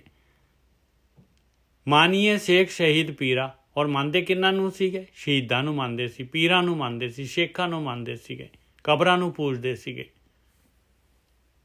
ਜਾਂ ਕੇ ਬਾਪ ਵੈਸੀ ਕਰੀ ਪੂਤ ਐਸੀ ਸਰੀ। ਕਹਿੰਦੇ ਉਹਨਾਂ ਦੇ ਬਾਪ ਦਾਦੇ ਤਾਂ ਇਸ ਤਰ੍ਹਾਂ ਕਰਦੇ ਸੀਗੇ, ਪੁੱਤ ਜਿਹੜਾ ਹੈ ਬਿਲਕੁਲ ਹੀ ਉਲਟ ਹੋ ਗਿਆ। ਉਹ ਤਾਂ ਬਿਲਕੁਲ ਕਬਰਾਂ ਤੋਂ ਜਿਹੜਾ ਹੈਗਾ ਇਹ ਸਾਰੇ ਗਊ ਵੱਧ ਤੋਂ, ਔਰ ਜਿਹੜੇ ਹੈਗੇ ਆ ਇਹ ਪੀਰਾਂ ਨੂੰ ਪੂਜਣਾ, ਕਬਰਾਂ ਨੂੰ ਪੂਜਣਾ, ਮੂਰਤੀਆਂ ਨੂੰ ਪੂਜਣਾ। ਉਹਨੇ ਤਾਂ ਦੋਨੋਂ ਦੇ ਜਿਹੜੇ ਹੈਗੇ ਕਰਮਕਾਂਡ ਦੋਨੋਂ ਧਰਮਾਂ ਦੇ ਬਿਲਕੁਲ ਉਹਨਾਂ ਨੇ ਉਜਾਗਰ ਕਰ ਦਿੱਤੇ। ਜਾ ਕੇ ਬਾਪ ਵੈਸੀ ਕਰੀ ਪੂਤ ਐਸੀ ਸਰੀ, ਤੇਹੂ ਰੇ ਕੋ ਲੋਕ ਪ੍ਰਸਿੱਧ ਕਬੀਰਾ। ਕਹਿੰਦੇ ਉਹਨਾਂ ਦੇ ਲੋਕਾਂ ਦੇ ਵਿੱਚ, ਉਹਨਾਂ ਦੇ ਕੁਲ ਦੇ ਵਿੱਚ ਪ੍ਰਸਿੱਧ ਕਬੀਰ ਜੀ ਪ੍ਰਸਿੱਧ ਹੋ ਗਏ। ਹਾਂਜੀ ਵੀਰ ਜੀ। ਹੁਣ ਉਹ ਕਹਿੰਦੇ ਨੇ ਕਿ ਕਹਿੰਦੇ ਕਿ ਜਾ ਕੇ ਈਦ ਬਕਰੀਦ ਕੁੱਲ ਗਊ ਰੇ ਵੱਧ ਕਰੇ। ਮਾਨੀਏ ਸ਼ੇਖ ਸ਼ਹੀਦ ਪੀਰਾ। ਪੀਰਾਂ ਨੂੰ ਮੰਨਦੇ ਆ, ਸ਼ੇਖਾਂ ਨੂੰ ਮੰਨਦੇ, ਸ਼ਹੀਦਾਂ ਨੂੰ ਮੰਨਦੇ ਆ, ਕਬਰਾਂ ਨੂੰ ਪੂਜਦੇ ਆ। ਹਾਂਜੀ। ਹੁਣ ਕਹਿੰਦੇ ਜਿਨ੍ਹਾਂ ਦੇ ਮਾਂ-ਬਾਪ ਏਦਾਂ ਦੇ ਸੀ, ਹਾਂ, ਤੇ ਪੁੱਤ ਨੇ ਇੱਕ ਆਪਣਾ ਹੀ ਸਿਸਟਮ ਚਾਲੂ ਕਰਤਾ, ਬਿਲਕੁਲ ਉਹ ਪ੍ਰਸਿੱਧ ਕਬੀਰ ਹੋ ਗਏ। ਹਾਂ, ਉਹ ਕਿੱਡੀ ਵੱਡੀ ਗੱਲ ਹੈ। ਜਿੱਦਾਂ ਉਹਨਾਂ ਨੇ ਚੇਤਨਾ ਪ੍ਰਗਟ ਕੀਤੀ। ਕਬੀਰ ਸਾਹਿਬ ਜੀ ਦੀ ਬਾਣੀ ਬਹੁਤ ਉੱਚ ਕੋਟੀ ਦਾ ਗਿਆਨ ਹੈ, ਗੁਰੂ ਗ੍ਰੰਥ ਸਾਹਿਬ ਜੀ ਦੇ ਵਿੱਚ ਅੰਕਿਤ ਕੀਤੀ ਹੈ ਨਾ। ਜੇਕਰ ਇਹਦਾ ਮਤਲਬ ਕਿ ਬਹੁਤ ਜ਼ਿਆਦਾ ਬਾਣੀ ਹੈ ਕਬੀਰ ਸਾਹਿਬ ਦੀ। ਵੈਸੇ ਕਬੀਰ ਸਾਹਿਬ ਦੀ ਬਾਣੀ ਬਹੁਤ ਹੈ। ਕਬੀਰ ਸਾਹਿਬ ਜੀ ਨੇ ਬਾਣੀ ਵੀ ਉਚਾਰਨ ਨਹੀਂ ਕੀਤੀ, ਉਦੋਂ ਦਾ ਜੀਵਨ ਵੀ ਬਤੀਤ ਕੀਤਾ। ਕਾਫੀ ਜ਼ਿਆਦਾ ਵੱਡੇ ਲੈਵਲ ਤੇ ਸੱਚਾਈ ਨੂੰ ਜਿੰਦਾ ਰੱਖਿਆ, ਸੱਚੇ ਮਾਰਗ ਤੇ ਚੱਲੇ। ਜਿੱਥੇ ਅਗਿਆਨ ਆ, ਜਿੱਥੇ ਭਰਮ ਆ, ਜਿੱਥੇ ਅੰਧ ਵਿਸ਼ਵਾਸ, ਉੱਥੇ ਡਟ ਕੇ ਮੁਕਾਬਲਾ ਕੀਤਾ, ਚਾਹੇ ਉਹ ਬਾਣੀ ਦੇ ਰੂਪ 'ਚ। ਗੁਰੂ ਨਾਨਕ ਪਾਤਸ਼ਾਹ ਜੀ ਵੀ ਹੋਏ ਨੇ, ਇਹਨਾਂ ਨੇ ਵੀ ਆਪਣੀ ਬਾਣੀ ਦੇ ਰਾਹੀਂ ਜਿਹੜੀਆਂ ਸੜ ਚੁੱਕੀਆਂ ਰੀਤਾਂ ਸਨ ਉਹਨਾਂ ਦਾ ਖੰਡਨ ਕੀਤਾ। ਫਿਰ ਦੇਖੋ ਆਪਣੇ ਬਾਣੀ ਦੇ ਵਿੱਚ ਇੱਕ ਜਗ੍ਹਾ ਫੇਰ ਆਉਂਦਾ, ਭੰਡ ਜੰਮੀਏ ਭੰਡ ਨਿੰਮੀਏ। ਔਰਤ ਨੂੰ ਕਿੰਨਾ ਮਾਣ ਤੇ ਸਨਮਾਨ। ਅੱਜ ਆਪਾਂ ਕਹਿੰਦੇ ਆ ਨਾ ਕਿ MLA MP ਜਾਂ ਕੌਂਸਲਰ ਔਰਤਾਂ ਬਣਨੀਆਂ ਚਾਹੀਦੀਆਂ ਨੇ, ਡਾਕਟਰ ਐਰਾ ਵਗੈਰਾ, ਇੰਜੀਨੀਅਰ, ਬਰਾਬਰ ਦਾ ਅਧਿਕਾਰ। ਵੇਖੋ ਗੁਰੂ ਨਾਨਕ ਪਾਤਸ਼ਾਹ ਦੀ ਬਾਣੀ 'ਚ ਕਦੋਂ ਦਾ ਜ਼ਿਕਰ ਹੋਇਆ। ਗੋਰੇ ਵੇਖ ਕੇ ਵੀ ਹੈਰਾਨ ਹੁੰਦੇ ਆ ਕਿ ਦੇਖੋ ਇਹ ਕੈਸੇ ਲੋਕ ਨੇ ਕਿ ਬਰਾਬਰ ਦਾ ਅਧਿਕਾਰ ਦਿੱਤਾ ਔਰਤ ਨੂੰ। ਆਮ ਤੌਰ ਤੇ ਔਰਤ ਨੂੰ ਅਧਿਕਾਰ ਨਹੀਂ ਆ। ਥੋੜਾ ਜਿਹਾ ਹੁਣ ਸਾਡੇ ਥੋੜੇ ਜਿਹੇ ਬੰਦੇ ਗੜਬੜ ਜੀ ਕਰਦੇ ਆ ਮੇਰੀ ਨਜ਼ਰ ਤੇ, ਅਦਰਵਾਈਜ਼ ਮੇਰੇ ਹਿਸਾਬ ਨਾਲ ਔਰਤ ਨੂੰ ਬਰਾਬਰ ਦਾ ਅਧਿਕਾਰ ਹੈਗਾ, ਕੋਈ ਫਰਕ ਨਹੀਂ ਹੈਗਾ। ਉਹ ਗੁਰੂ ਨਾਨਕ ਜੇ ਬਾਣੀ ਦੇ ਵਿੱਚ ਜ਼ਿਕਰ ਕੀਤਾ ਹੈ ਨਾ, ਭੰਡ ਜੰਮੀਏ ਭੰਡ ਨਿੰਮੀਏ, ਫਿਰ ਕਹਿੰਦੇ ਭੰਡੋ ਹੋਏ ਦੋਸਤੀ ਭੰਡੋ ਕਰੇ, ਹਨਾ। ਭੰਡ ਜੰਮੀਏ ਭੰਡ ਨਿੰਮੀਏ, ਭੰਡ ਹੋਵੇ ਬੰਦਾਨ, ਭੰਡ ਹੋਵੇ ਬੰਦਾਨ, ਤੇ ਫਿਰ ਸੋ ਕਿਉਂ ਮੰਦਾ ਆਖੀਏ ਜਿੱਤ ਜੰਮੇ ਰਾਜਾਨ। ਹਾਂ, ਕਿੰਨੀ ਮਾਣ, ਭੰਡੋ ਹੀ ਭੰਡ ਉਪਜੇ ਭੰਡੇ ਬਾਝ ਨਾ ਕੋਈ। ਹਾਂ, ਉੱਥੇ ਹੀ ਉਪਜ ਸਕਦਾ। ਔਰਤ ਜਿਹੜੀ ਹੈ ਨਾ, ਔਰਤ ਜਿਹੜੀ ਨਾ ਪ੍ਰਕਿਰਤੀ ਦਾ ਬਹੁਤ ਵੱਡਾ ਹਿੱਸਾ ਹੈ। ਬਿਲਕੁਲ, ਸੰਸਾਰ ਦੇ ਵਿੱਚ ਔਰਤ ਇੱਕ ਜਸਟ ਪ੍ਰਕਿਰਤੀ ਦਾ ਹਿੱਸਾ ਹੈ, ਜਿੱਥੋਂ ਚੀਜ਼ ਪੈਦਾ ਹੋ ਰਹੀ ਆ। ਆਪ ਜਸਟ ਦੇਖੋ, ਇੱਕ ਬੰਦਾ ਵਾ ਉਹ ਕਿੱਦਾਂ ਬਿਲਡਿੰਗਾਂ ਬਣਾਉਂਦਾ, ਕਿਤੇ ਟੈਂਕ ਬਣਾਉਂਦੇ ਆ, ਕਿਤੇ ਇੰਜਣ ਬਣਾਉਂਦੇ ਆ, ਕਿਤੇ ਕਾਰਾਂ ਬਣਾਉਂਦੇ ਆ। ਔਰਤ ਨੇ ਜ਼ਿਆਦਾ ਇੱਧਰ ਉੱਧਰ ਨਹੀਂ ਹੱਥ ਪੱਲਾ ਮਾਰਿਆ, ਕਿਉਂਕਿ ਉਹ ਜਿੰਦਾ ਚੀਜ਼ ਨੂੰ ਪੈਦਾ ਕਰ ਸਕਦੀ ਆਪਣੇ ਅੰਦਰੋਂ। ਇਸ ਕਰਕੇ ਉਹਦੇ ਮਨ 'ਚ ਇੱਛਾ ਨਹੀਂ ਹੈਗੀ, ਕਿਉਂਕਿ ਬੰਦਾ ਤੇ ਜਿਹੜੀ ਵੀ ਚੀਜ਼ ਪੈਦਾ ਕਰਦਾ ਮੁਰਦਾ ਹੀ ਹੁੰਦੀ ਹੈ। ਬਿਲਕੁਲ। ਪਰ ਔਰਤ ਜਦੋਂ ਚੀਜ਼ ਨੂੰ ਪੈਦਾ ਕਰ ਸਕਦੀ ਹੈ, ਤੇ ਇਸੇ ਕਰਕੇ ਵੇਖੋ ਇਹ ਇੱਕ ਬਹੁਤ ਵੱਡਾ ਗੁਣ ਹੈ ਔਰਤ ਦੇ। ਉਸ ਲਈ ਬਾਣੀ 'ਚ ਮਾਣ ਤਾਈਓ ਸਨਮਾਨ ਦਿੱਤਾ ਹੈ ਕਿ ਦੇਖੋ ਇੱਥੋਂ ਸਾਰਾ ਹਿਸਾਬ ਤਾਂ ਚੱਲਣ ਦੇ ਆ, ਤੇ ਤੁਸੀਂ ਇਹਨੂੰ ਮਾੜਾ ਚੰਗਾ ਨਾ ਬੋਲੋ। ਤੇ ਜੇ ਕੋਈ ਬੋਲਦਾ ਵੀ ਆ ਤੇ ਉਹ ਸਮਝ ਲਓ ਕਿ ਉਹਨੂੰ ਅਕਲ ਨਹੀਂ ਹੈਗੀ। ਹੁਣ ਉੱਥੇ ਦਰਬਾਰ ਸਾਹਿਬ ਦੀ ਗੱਲ ਚੱਲੀ ਸੀ ਤੇ ਮੁਸਲਮਾਨ ਵੀ ਉਹੀ ਕੰਮ ਕਰਦੇ, ਕਹਿੰਦੇ ਆ ਔਰਤ ਨੂੰ ਜਦੋਂ ਮਹਾਮਾਰੀ ਆਉਂਦੀ ਹੈ, ਪੀਰੀਅਡ ਆਉਂਦੇ ਆ ਜਦੋਂ, ਉਹ ਕਹਿੰਦੇ ਆ ਕਿ ਗੰਦੀ ਚੀਜ਼ ਆ। ਕੋਈ ਗੰਦੀ ਕਿਹੜੀ ਆ? ਉਸ ਤੋਂ ਤੇ ਪ੍ਰਕਿਰਤੀ ਦਾ ਜਨਮ ਹੁੰਦੇ ਆ। ਤੁਸੀਂ ਉਹ ਫਿਰ ਤੇ ਮਤਲਬ ਕੁਦਰਤ ਦਾ ਨੇਚਰ ਨਹੀਂ ਤੁਸੀਂ ਐਕਸੈਪਟ ਕਰਨ ਦੇ। ਇੱਕ ਜਸਟ ਦੇਖੋ ਕਿ ਇਹ ਜਿਹੜੀ ਹੈ ਨਾ, ਇਹ ਅਸਲ ਦੇ ਵਿੱਚ ਨਾ ਬੰਦਾ ਮਤਲਬ ਜਦੋਂ ਔਰਤ ਨੂੰ ਬਰਾਬਰ ਦਾ ਹੱਕ ਦੇਣਾ ਚਾਹੀਦਾ ਵਾ, ਔਰ ਮਿਲਣਾ ਵੀ ਚਾਹੀਦਾ। ਔਰਤ ਘੱਟ ਨਹੀਂ ਹੈ ਕਿਸੇ ਤੋਂ। ਹੁਣ ਵੀ ਭਾਵੇਂ ਕੋਈ ਔਰਤ ਬਾਹਰ ਨਹੀਂ ਜੋਬ ਕਰਦੀ, ਘਰ ਵੇਖੋ ਕਿੰਨਾ ਕੰਮ ਕਰਨ ਦੀ ਆ। ਖਾਣਾ ਪਾਣੀ ਬਣਾਉਣਾ, ਕੱਪੜੇ ਧੋਣੇ, ਤੁਹਾਡੇ ਬੱਚੇ ਸਾਂਭਣੇ, ਘਰ ਨੂੰ ਸਾਂਭਣਾ, ਸਾਰਾ ਦਿਨ ਵਿਚਾਰੀ ਬਿਜੀ। ਥੋੜਾ ਕੰਮ ਹੈ। ਹੁਣ ਜਦੋਂ ਆਪਾਂ ਬਾਹਰ ਚੱਲ ਜਾਂਦੇ ਹਾਂ, ਉਦੋਂ ਵੇਖੋ ਉਦੋਂ ਥੋੜੇ ਕੰਮ ਵੰਡੇ ਜਾਂਦੇ ਆ। ਉਹ ਕੰਟਰੀਆਂ ਹੋਰ ਸਿਸਟਮ 'ਚ ਰਨ ਕਰਦੀਆਂ। ਪਰ ਇਹ ਜਿਹੜੀ ਦੇਖੋ, ਫਿਰ ਗੁਰੂ ਗੋਬਿੰਦ ਸਿੰਘ ਜੀ ਨੇ ਵੀ ਉਹਨਾਂ ਨੂੰ ਕਿਹਾ ਵਾ ਕਿ ਨਿੱਜਾ ਸਾਹਿਬ ਅੰਮ੍ਰਿਤ ਤਿਆਰ ਕਰੋ। ਦੇਖਿਆ ਨਾ? ਬਿਲਕੁਲ। ਹਾਂ, ਇਹਦਾ ਮਤਲਬ ਕੀ ਆ? ਉਹਦਾ ਮਤਲਬ ਇਹ ਵੀ ਹੈ ਕਿ ਮਾਣ ਸਨਮਾਨ।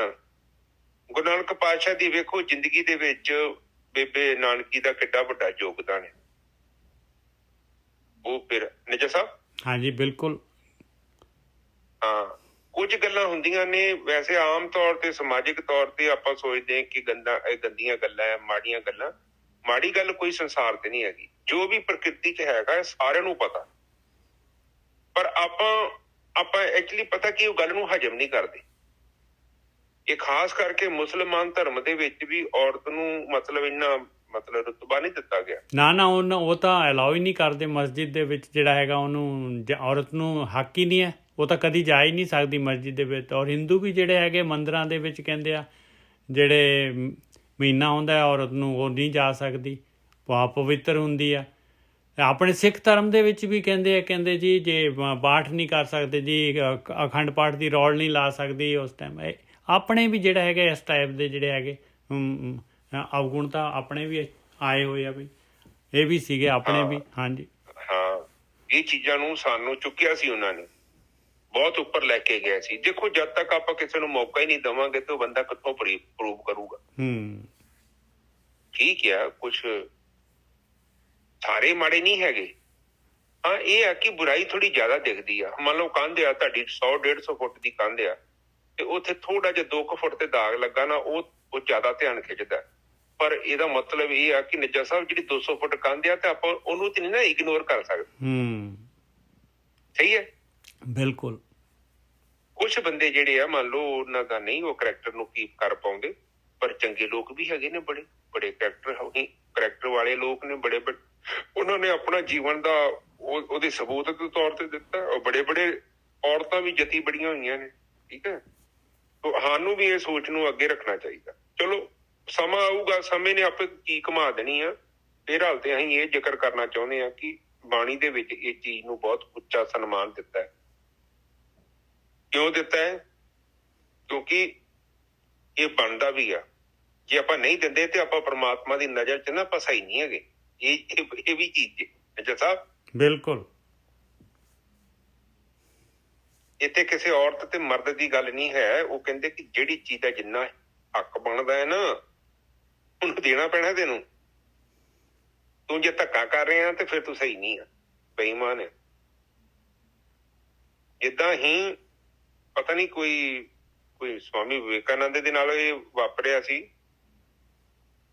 ਤੇ ਉਹਨਾਂ ਨੂੰ ਕੋਈ ਔਰਤ ਮਿਲਣ ਆਈ ਤੇ ਉਹ ਔਰਤ ਪਤਾ ਨਹੀਂ ਕੀ ਹੀ ਵੇਸ਼ਵਾ ਹੀ, ਕੁਛ ਏਦਾਂ ਦੀ ਗੱਲਬਾਤ। ਤੇ ਉਹਨਾਂ ਮਿਲਣ ਤੋਂ ਮਨਾ ਕਰਤਾ, ਕੁਛ ਏਦਾਂ ਦੀ। ਸਵਾਮੀ ਵਿਵੇਕਾਨੰਦ ਜਾਂ ਕੋਈ ਹੋਰ ਸੰਤੀ ਕੋਈ। ਤੇ ਫਿਰ ਉਹ ਆਈ, ਉਹ ਕਹਿੰਦੀ ਮੈਂ ਸਵਾਲ ਕਰਦੀ ਹਾਂ ਕਿ ਸੂਰਜ ਦੀ ਕਿਰਨ ਤੇ ਹਰ ਜਗ੍ਹਾ ਤੇ ਡਿੱਗਦੀ ਆ, ਤੇ ਤੂੰ ਜੇ ਮੰਨ ਲਾ ਮੇਰਾ ਜੀਵਨ ਏਦਾਂ ਦਾ ਵਾ ਤੇ ਤੈਨੂੰ ਕਾਹਦਾ ਡਰ ਆ? ਠੀਕ ਹੈ ਨਾ? ਬਿਲਕੁਲ। ਤੇਰੀ ਤੇ ਨਜ਼ਰ ਸਗੋਂ ਉੱਚੀ ਹੋਣੀ ਚਾਹੀਦੀ ਸੀ। ਤੇਰੀ ਨਜ਼ਰ ਤੇ ਮੇਰਾ ਹਜੇ ਵੀ ਮੇਰਾ ਤੂੰ ਧੰਦਾ ਹੀ ਵੇਖਣਾ ਪਈ ਆ, ਮੇਰਾ ਜੀਵਨ ਦਾ ਕੀ ਉਪਚਾਰ ਹੈ। ਪਰ ਕਹਿੰਦੀ ਮੈਂ ਕਦੇ ਆਪਣੀ ਆਤਮਾ ਨੂੰ ਨਹੀਂ ਵੇਚਿਆ। ਤੇ ਫਿਰ ਉਸ ਤੋਂ ਬਾਅਦ ਉਹ ਸੰਤ ਜਿਹੜੇ ਸੀ ਉਹਨਾਂ ਨੂੰ ਮੰਨਣਾ ਪਿਆ ਸੀ, ਔਰ ਔਰਤ ਨੂੰ ਗਿਆਨ ਵੀ ਕਰਾਇਆ ਉਹਨਾਂ ਨੇ। ਉਹ ਕਹਿੰਦੀ ਕਿ ਪਾਰਸ ਕਿਉਂ ਡਰਦਾ ਪਿਆ? ਪਾਰਸ ਦੇ ਲਾਗੇ ਲੋਹਾ ਆਵੇ, ਪਿੱਤਲ ਆਵੇ, ਨਿੱਜਾ ਸਾਹਿਬ ਉਹਨੇ ਤੇ ਉਹਨੂੰ ਤੇ ਕੰਚਨ ਕਰਨਾ ਹੀ ਕਰਨਾ ਨਾ। ਬਿਲਕੁਲ ਬਿਲਕੁਲ। ਤੇ ਜੇ ਪਾਰਸ ਹੀ ਕਹੂਗਾ ਕਿ ਮੈਂ ਨਹੀਂ ਤੇਰੇ ਲਾਗੇ ਆਉਣਾ, ਤੂੰ ਪਰੇ ਹੋ ਜਾ, ਤੂੰ ਸਹੀ ਨਹੀਂ ਆ, ਤੇ ਕਹਿੰਦੀ ਫਿਰ ਤੇ ਸਹੀ, ਇਹ ਤੇ ਇਨਸਾਫ ਤੇ ਨਹੀਂ ਨਾ ਹੋਇਆ। ਹਾਂਜੀ ਨਿੱਜਾ ਸਾਹਿਬ ਅੱਗੇ ਚੱਲੀਏ। ਅੱਗੇ ਉਹਨਾਂ ਦੇ ਜਿਹੜੇ ਹੈਗੇ ਰਵਿਦਾਸ ਜੀ ਆਪਣਾ ਐਗਜ਼ਾਮਪਲ ਦੇ ਰਹੇ, ਜਾਂ ਕੇ ਕੁਟੁੰਬ ਕੇ ਟੇੜ ਸਭ ਢੋਰ ਢੋਵੰਤ ਫਿਰੇ ਅਜਹੂ ਬਨਾਰਸੀ ਆਸ ਪਾਸਾ। ਆਚਾਰ ਸਹਿਤ ਵਿਪਰ ਕਰੇ ਡੰਡੌਤ ਤਿੰਨ ਤਨੇ ਰਵਿਦਾਸ ਦਾਸਾਨ ਦਾਸਾ।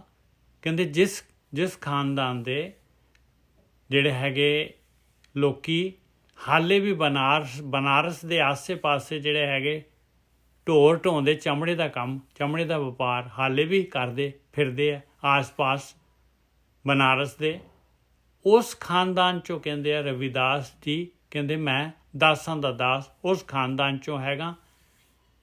ਤੇ ਮਾਲਕ ਦੀ ਐਸੀ ਜਿਹੜੀ ਹੈਗੀ, ਮਾਲਕ ਦੀ ਭਗਤੀ ਦਾ ਐਸਾ ਫਲ ਹੈ ਕਿ ਹੁਣ ਜਿਹੜੇ ਹੈਗੇ ਵੱਡੇ ਵੱਡੇ ਬ੍ਰਾਹਮਣ ਜਿਹੜੇ ਹੈਗੇ, ਆਚਾਰਵਾਨ ਬ੍ਰਾਹਮਣ ਜਿਹੜੇ ਹੈਗੇ, ਕਰੈਕਟਰ ਵਾਲੇ ਬ੍ਰਾਹਮਣ ਜਿਹੜੇ ਹੈਗੇ, ਜਿਨ੍ਹਾਂ ਦਾ ਜੀਵਨ ਉੱਚਾ ਹੈਗਾ, ਉਹ ਬ੍ਰਾਹਮਣ ਆਚਾਰ ਸਹਿਤ ਵਿਪਰ ਕਰੇ ਡੰਡੌਤ, ਉਹ ਆ ਕੇ ਦੰਡਵਤ ਕਰਦੇ ਆ ਭਾਈ, ਝੁਕਦੇ ਆ।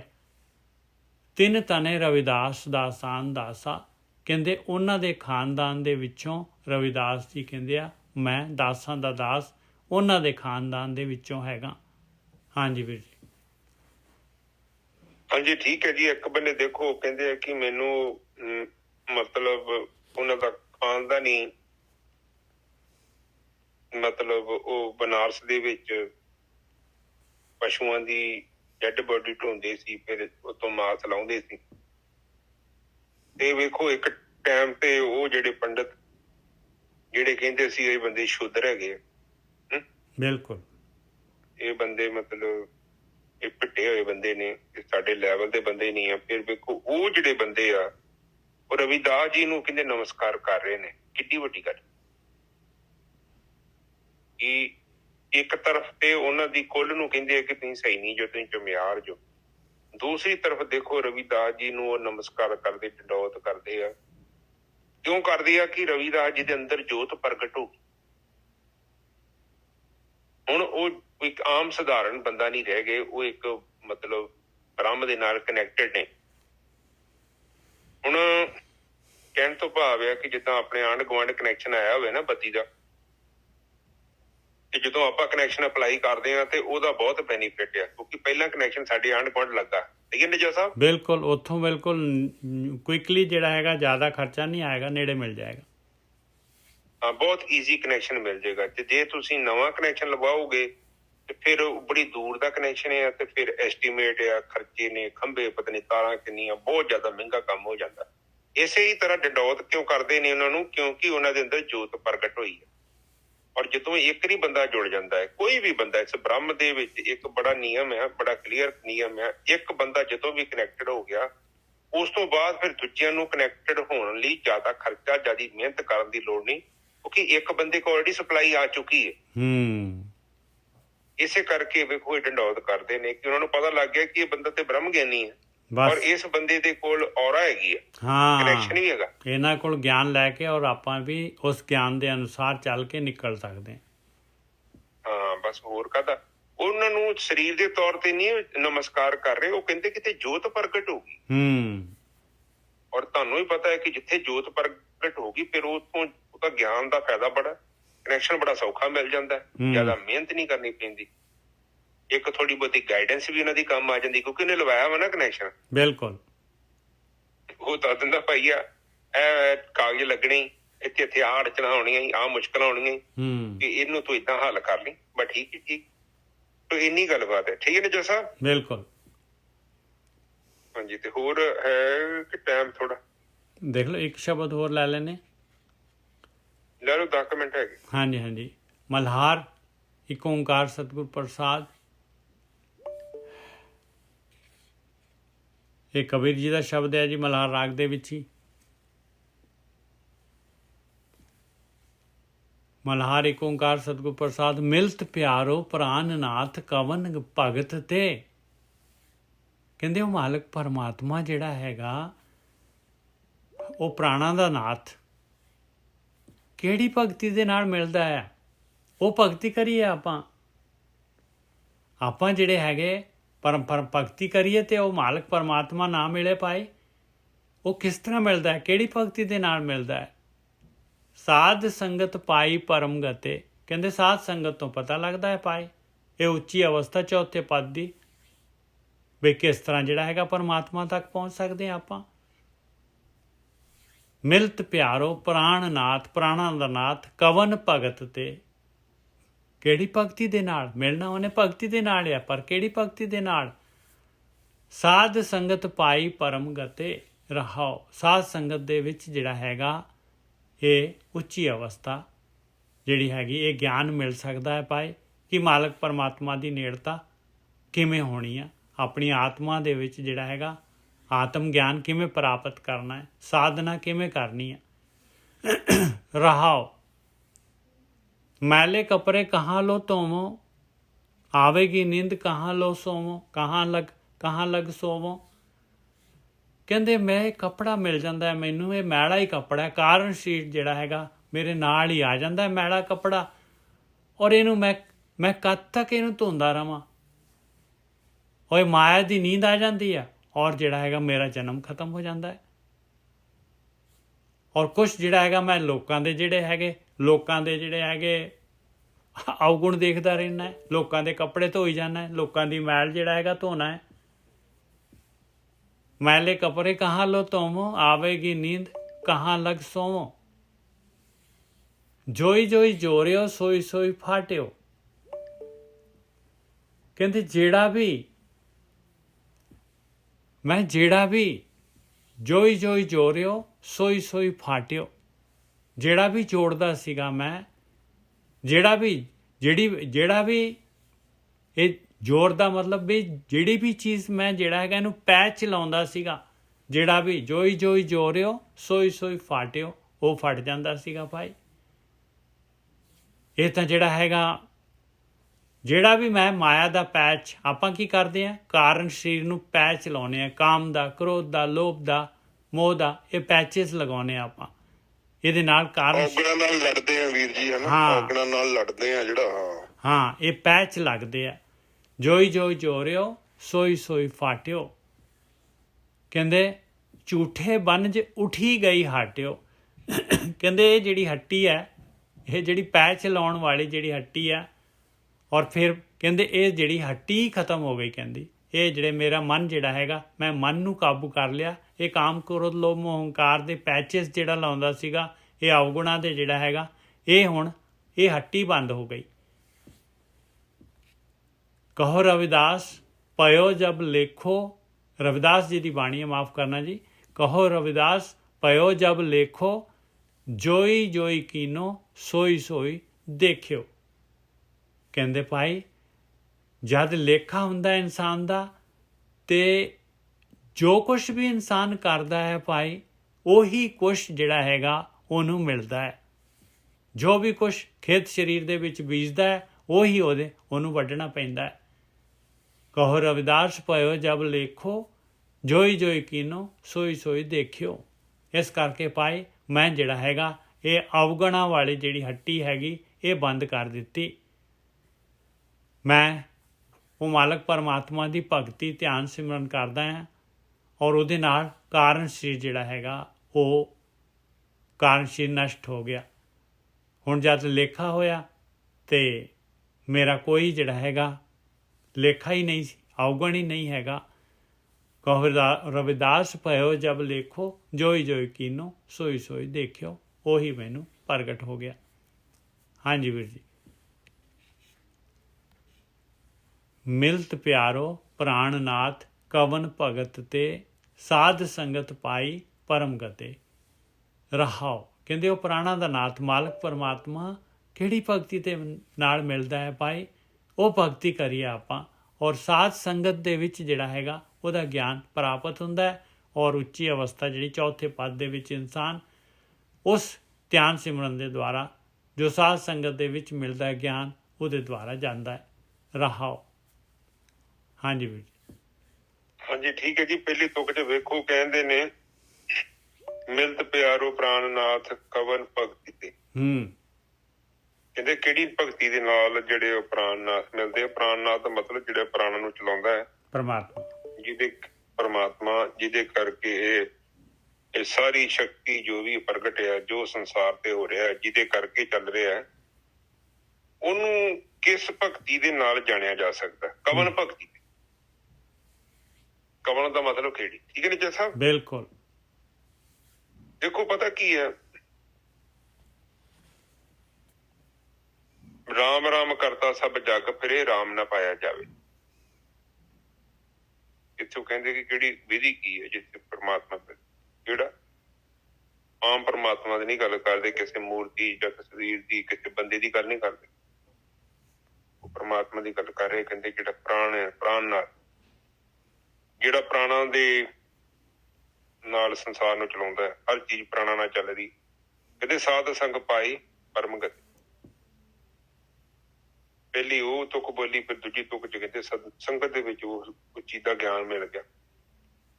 ਠੀਕ ਨਾ ਜੀ ਸਾਹਿਬ? ਬਿਲਕੁਲ। ਪਰਮ ਪਾਈ, ਸਾਧ ਸੰਗ ਪਾਏ ਪਰਮ ਗਤੀ। ਦੇਖੋ ਇਹ ਕਹਿੰਦੇ ਕਿ ਉਹ ਜਿਹੜੀ ਆਤਮਿਕ ਉੱਚੀ ਅਵਸਥਾ, ਜਿਹੜੀ ਪਰਮ ਗਤੀ ਮਤਲਬ ਹੁੰਦੀ ਹੈ ਸਭ ਤੋਂ ਉੱਚੀ ਅਵਸਥਾ। ਬਿਲਕੁਲ। ਸਭ ਤੋਂ ਜਿਹੜੀ ਸੁੱਚੀ ਅਵਸਥਾ ਜਿਹੜੀ ਉਹ ਕਹਿੰਦੇ ਸੰਗਤ ਵਿੱਚ ਪਾ ਗਈ, ਮਿਲ ਗਈ। ਗੁਰਮੁਖਾਂ ਦੀ ਸੰਗਤ ਕੀਤੀ ਉਹਨਾਂ ਮਨੁੱਖਾਂ ਦੀ। ਠੀਕ ਹੈ ਜੀ। ਮੈਲੇ ਕੱਪੜੇ ਮੈਲੇ ਕੱਪੜੇ ਕਹਾਂ ਲੋ ਧੋਵੋ। ਕਹਿੰਦੇ ਮੈਂ ਮੈਲੇ ਕੱਪੜੇ ਕਦ ਤੱਕ ਧੋਈ ਜਾਵਾਂ।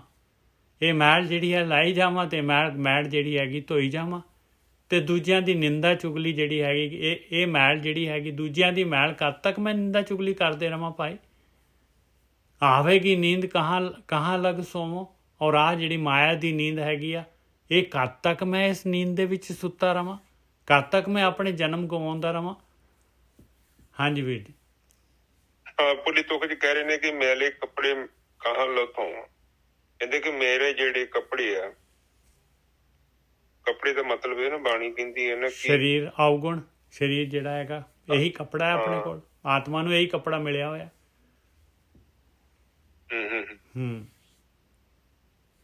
ਮੈਲੇ ਕੱਪੜੇ ਕਹਾਂ ਲੋ ਧੋਵੋ। ਕਹਿੰਦੇ ਜਿਹੜਾ ਮੈਨੂੰ ਆਤਮਾ ਦੇ ਉੱਤੇ ਸਰੀਰ ਰੂਪੀ ਕੱਪੜਾ ਹੋਇਆ, ਇਹ ਮੈਲਾ ਹੋਇਆ ਅਵਗੁਣਾਂ ਦੇ ਨਾਲ। ਕਾਰਨ ਸਰੀਰ ਜਿਹੜਾ ਹੈਗਾ ਮੇਰਾ, ਇਹਨੂੰ ਕਦ ਤੱਕ ਮੈਂ ਇਹਨੂੰ ਧੋਂਦੇ ਰਵਾਂ ਤੇ ਇਹ ਜਿਹੜਾ ਹੈਗਾ ਮੈਂ ਇਹਨੂੰ ਮੈਲਾ ਕਰਦਾ ਰਵਾਂ ਤੇ ਉਹਨੂੰ ਧੋਂਦੇ ਰਵਾਂ? ਕਦ ਤੱਕ ਇਹ ਲੇਖਾ ਕਦ ਤੱਕ ਚੱਲਦਾ ਰਹੂਗਾ ਇਸ ਤਰੀਕੇ ਦੇ ਨਾਲ? ਆਵੇਗੀ ਨੀਂਦ ਕਹਾਂ ਲਗ ਸੋਵੋ। ਔਰ ਮਾਇਆ ਦੀ ਨੀਂਦ ਆ ਜਾਂਦੀ ਹੈ, ਫਿਰ ਮੈਂ ਜਿਹੜਾ ਹੈਗਾ ਫਿਰ ਜਨਮ ਮੇਰਾ ਚਲੇ ਜਾਂਦਾ, ਫਿਰ ਮੈਂ ਸੌਂ ਜਾਂਦਾ ਹੈ। ਆਤਮਿਕ ਰੂਪ 'ਚ ਜਿਹੜਾ ਹੈਗਾ ਇਨਸਾਨ ਜਿਹੜਾ ਹੈਗਾ ਮੁਰਦਾ ਹੋ ਜਾਂਦਾ ਹੈ, ਮਰ ਜਾਂਦਾ ਆਤਮਿਕ ਤੌਰ 'ਤੇ, ਮਾਇਕ ਤੌਰ 'ਤੇ ਜਿੰਦਾ ਹੋ ਜਾਂਦਾ ਹੈ ਕਹਿੰਦੇ ਨੀਂਦ ਦੇ ਵਿੱਚ। ਹਾਂਜੀ ਵੀਰ। ਨੀਂਦ ਜਿਹੜੀ ਹੈ, ਨੀਂਦ ਵਿਚਾਰਾਂ ਦੀ ਵੀ ਹੈ। ਹਾਂ, ਇਹੀ ਨੀਂਦ ਆ, ਹੋਰ ਕਿਹੜੀ ਨੀਂਦ ਆ? ਵਿਚਾਰ ਦਾ ਮਤਲਬ ਹੈ ਕਿ ਇੱਕ ਬਿਨਾਂ ਕਾਰਨੋਂ ਜਿਹੜੀ ਚੀਜ਼ ਚੱਲਦੀ ਹੈ, ਫਿਰ ਬੰਦਾ ਸੌਂ ਜਾਂਦਾ। ਕਹਿੰਦੇ ਕਿ ਜਿਹੜੇ ਕੱਪੜੇ ਮੈਲੇ ਕਿੱਥੋਂ ਧੋਵਾਂ? ਹੁਣ ਧੋਣ ਦਾ ਮਤਲਬ ਇਹੋ ਹੀ ਆ ਕਿ ਜਦੋਂ ਆਪਾਂ ਹੁਣ ਆਪਣਾ ਕੋਈ ਅਵਗਣ ਚਿੰਬੜ ਜਾਂਦਾ ਹੈ ਤਾਂ ਉਹਨੂੰ ਉਤਾਰਨ ਦਾ ਕੀ ਤਰੀਕਾ ਹੈ? ਉਹਨੂੰ ਉਤਾਰਨ ਦਾ ਤਰੀਕਾ ਤੇ ਕੋਈ ਹੈ ਭਗਤੀ। ਬਿਲਕੁਲ ਭਗਤੀ ਦੇ ਨਾਲ ਜਿਹੜੇ ਉਹ ਬਾਣੀ ਵਿੱਚ ਲਿਖੀ ਨਾ, ਤੋਕਾਂ ਦੀ ਮੂਤ ਪਲੀਤੀ ਕੱਪੜ ਹੋਏ ਸਾਬਨ ਲਈਏ ਧੋਏ। ਬੜੀਆਂ ਮਤ ਪਾਪਾ ਕੇ ਸੰਗ ਉਹ ਤੋਪੇ ਨਾਮੇ ਕੇ ਰੰਗ। ਤੇ ਉਹ ਚੀਜ਼ ਇਹੋ ਕਹਿ ਰਹੇ ਨੇ। ਠੀਕ ਹੈ ਜੀ ਸਾਹਿਬ, ਅੱਗੇ ਚੱਲੀਏ। ਜੋਈ ਜੋਈ ਜੋਰਿਓ ਸੋਈ ਸੋਈ ਫਾਟਿਓ। ਕਹਿੰਦੇ ਜਿਹੜੇ ਵੀ ਪੈਚ ਲਗਾਏ ਸੀਗੇ ਮੈਂ ਸਰੀਰ ਦੇ ਨਾਲ, ਜਿਹੜੀ ਵੀ ਕਾਰਨ ਸਰੀਰ ਜਿਹੜਾ ਵੀ ਵਧਾਇਆ ਸੀਗਾ, ਕਾਰਨ ਸਰੀਰ ਕਾਮ ਕ੍ਰੋਧ ਲੋਭ ਮੋਹ ਅਹੰਕਾਰ, ਆਹ ਜੋਰਿਓ ਮਤਲਬ ਜਿਹੜੇ ਜੋੜੇ ਸੀਗੇ, ਜੋੜਦੇ ਆ ਨਾ ਆਪਾਂ, ਪੈਚ ਲਗਾ ਕੇ ਜੋੜਦੇ ਆ। ਕਹਿੰਦੇ ਜੋਈ ਜੋਈ ਜੋਰਿਓ ਸੋਈ ਸੋਈ ਫਾਟਿਓ। ਕਹਿੰਦੇ ਉਹ ਸਾਰੇ ਦੇ ਸਾਰੇ ਫਟ ਗਏ ਭਾਈ ਭਗਤੀ ਕਰਨ ਦੇ ਨਾਲ। ਜੋਈ ਜੋਈ ਜੋਰਿਓ ਸੋਈ ਸੋਈ ਫਾਟਿਓ। ਇਹ ਸਾਧ ਸੰਗਤ ਪਾਈ ਪਰਮ ਗਤੇ, ਮਿਲਤ ਪਿਆਰੋ ਪ੍ਰਾਨਨਾਥ ਕਵਨ ਭਗਤ ਤੇ। ਆਹ ਭਗਤੀ ਦੱਸੀ। ਜੋਈ ਜੋਈ ਜੋਰਿਓ, ਇਹਦੇ ਨਾਲ ਕੀ ਹੋਇਆ? ਜੋਈ ਜੋਈ ਜੋਰਿਓ ਸੋਈ ਸੋਈ ਫਾਟਿਓ। ਕਹਿੰਦੇ ਮੇਰਾ ਕਾਰਨ ਸਰੀਰ ਜਿਹੜਾ ਮੇਰੀਆਂ ਲੀਹਾਂ ਜਿਹੜੀਆਂ ਸਾਰੀਆਂ ਖਤਮ ਹੋ ਗਈਆਂ। ਝੂਠੇ ਬਨਜ ਉੱਠੀ ਗਈ ਹਟਿਓ। ਕਹਿੰਦੇ ਝੂਠਾ ਵਪਾਰ ਜਿਹੜਾ ਹੋ ਰਿਹਾ ਸੀ, ਮਾਇਆ ਦਾ ਵਪਾਰ, ਇਹਦੀ ਹੱਟੀ ਖਤਮ ਹੋ ਗਈ। ਹੁਣ ਜਿਹੜਾ ਹੈਗਾ ਮੇਰੀਆਂ ਗਿਆਨ ਇੰਦਰੀਆਂ, ਕਰਮ ਇੰਦਰੀਆਂ ਸਾਰੀਆਂ ਦੀਆਂ ਸਾਰੀਆਂ ਜਿਹੜੀਆਂ ਮੇਰੇ ਨਾਲ ਭਗਤੀ ਦੇ ਵਿੱਚ ਸਹਾਇਕ ਹੋ ਗਈਆਂ। ਝੂਠੇ ਬਨਜ ਉੱਠੀ ਗਈ ਹਟਿਓ। ਕਹੋ ਰਵਿਦਾਸ ਭਇਓ ਜਬ ਲੇਖੋ, ਜੋਈ ਜੋਈ ਕੀਨੋ ਸੋਈ ਸੋਈ ਦੇਖਿਓ। ਕਹਿੰਦੇ ਜਦ ਲੇਖਾ ਹੋਇਆ ਤੇ ਉੱਥੇ ਜਿਹੜਾ ਹੈਗਾ ਕੋਈ ਅਵਗਣ ਹੀ ਨਹੀਂ ਹੈਗਾ, ਕੋਈ ਕਾਰਨ ਸਰੀਰ ਹੀ ਨਹੀਂ ਹੈਗਾ। ਜੋ ਕੀਤਾ ਸੀਗਾ ਉਹੀ ਸਾਹਮਣੇ ਪ੍ਰਗਟ ਹੋ ਗਿਆ ਭਾਈ। ਹਾਂਜੀ ਵੀਰ ਜੀ। ਹਾਂਜੀ, ਉੱਪਰਲੀ ਤੋਂ ਦੇਖੋ, ਕਹਿੰਦੇ ਜੋਈ ਜੋਈ ਜੋਰਿਓ ਸੋਈ ਸੋਈ ਫਾਟਿਓ। ਹੁਣ ਇੱਥੇ ਕਿ ਜਿਹੜਾ ਜੋੜਿਆ ਸੀ, ਸੇਵਿੰਗ ਕੀਤੀ ਸੀ, ਕਹਿੰਦੇ ਸਾਰੀ ਖਾਲੀ, ਬੈਲੈਂਸ ਨਹੀਂ ਹੈਗਾ। ਹੁਣ ਅਗਲੇ ਬੰਨੇ ਕਹਿੰਦੇ ਜਦੋਂ ਬੈਲੈਂਸ ਖਤਮ ਹੋ ਗਿਆ, ਫਿਰ ਕਹਿੰਦੇ ਤੁਹਾਡਾ ਖਾਤਾ ਹੀ ਬੰਦ ਕਰਤਾ। ਪੈਸੇ ਹੀ ਨਹੀਂ ਹੈਗੇ ਤੇ ਖਾਤੇ ਦਾ ਤੇ ਬੰਦ ਹੀ ਕਰ ਦੇਣਾ। ਅਗਲਿਆਂ ਨੇ ਕਹਿਣਾ ਪੈਸਾ ਨਹੀਂ ਹੈਗਾ, ਇਹ ਖਾਤਾ ਨਿਲ ਹੋ ਗਿਆ। ਕਹਿੰਦੇ ਝੂਠੇ ਬਨਜ ਉੱਠੀ ਗਈ ਹਟਿਓ। ਹੱਟੀ ਉੱਠ ਗਈ। ਝੂਠ ਦਾ ਵਪਾਰ ਜਿਹੜੀ ਕਰਦੇ ਸੀਗੀ ਉਹ ਹੱਟੀ। ਮੇਰੀਆਂ ਰੁਚੀਆਂ ਹੀ ਖਤਮ ਹੋ ਗਈਆਂ। ਤੇ ਹੁਣ ਮੈਂ ਉਹਨਾਂ ਬਿਜ਼ਨਸ ਹੀ ਨਹੀਂ ਕਰਦਾ। ਮੈਂ ਸਾਰਾ ਮੇਰਾ ਤਿਆਗ ਹੋ ਗਿਆ।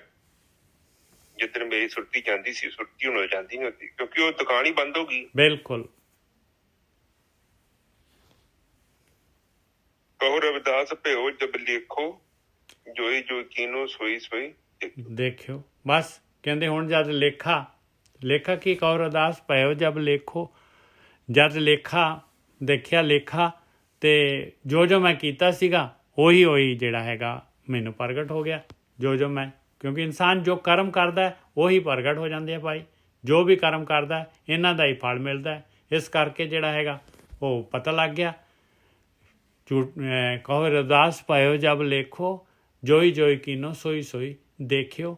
ਕਿ ਫਿਰ ਜਿਹੜੇ ਹੈਗੇ ਉਹ ਅਵਗੁਣ ਨਹੀਂ ਕਰਦਾ ਭਾਈ, ਆਪਣਾ ਲੇਖਾ ਨਹੀਂ ਵਧਾਉਂਦਾ ਤੇ ਉਹ ਫਿਰ ਜਿਹੜਾ ਹੈਗਾ ਮਾਲਕ ਪਰਮਾਤਮਾ ਦੇ ਦਰ ਤੇ ਪਹੁੰਚ ਜਾਂਦਾ।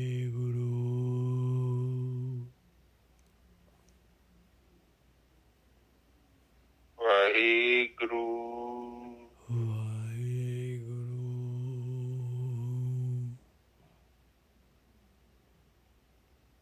ਵਾਹਿਗੁਰੂ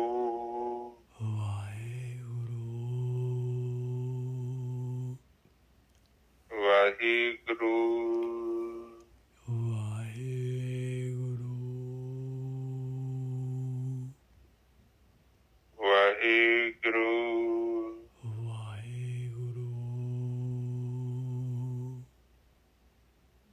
ਵਾਹਿਗੁਰੂ ਵਾਹਿਗੁਰੂ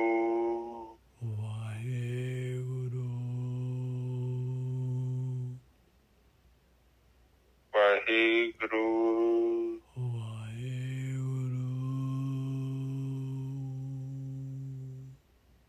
ਵਾਹਿਗੁਰੂ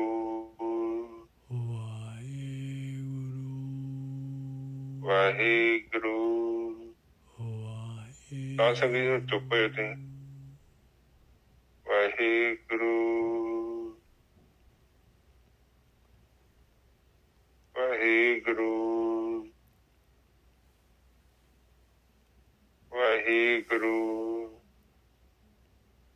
ਵਾਹਿਗੁਰੂ ਵਾਹਿਗੁਰੂ ਵਾਹਿਗੁਰੂ ਵਾਹਿਗੁਰੂ ਜੀ ਕਾ ਖਾਲਸਾ ਵਾਹਿਗੁਰੂ ਜੀ ਕੀ ਫਤਿਹ।